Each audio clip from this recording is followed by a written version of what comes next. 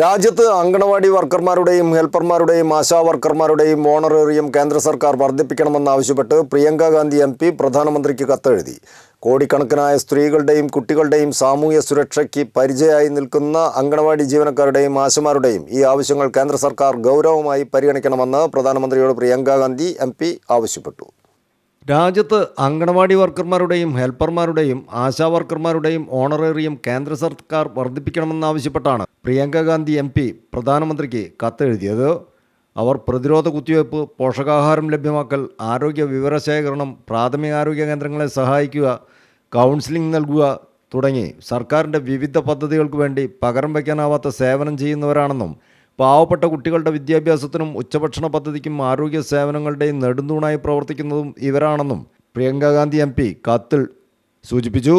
ഏറ്റവും ദുർഘട പരിതസ്ഥിതിയിലും പരിമിതമായ വിഭവങ്ങൾ വെച്ച് ദിവസവും ദീർഘനേരം കഠിനപ്രയത്നം ചെയ്യുന്ന കരുത്തരായ അവർ പക്ഷേ ഇപ്പോൾ കടുത്ത പ്രതിസന്ധിയിലാണെന്നും അവർക്ക് നേരത്തെ ഉണ്ടായിരുന്നതിനേക്കാൾ വലിയ ജോലിഭാരം വർദ്ധിച്ചിട്ടുണ്ടെന്നും അവരെ സന്നദ്ധ സേവകരെന്ന് തരംതിരിച്ചിരിക്കുന്നത് കടുത്ത അനീതിയും ചൂഷണവും അവരുടെ വിലമതിക്കാനാവാത്ത സേവനത്തെ വില കുറച്ച് കാണുന്നതുമാണെന്ന് പ്രിയങ്ക ഗാന്ധി MP കത്തിൽ പറയുന്നു.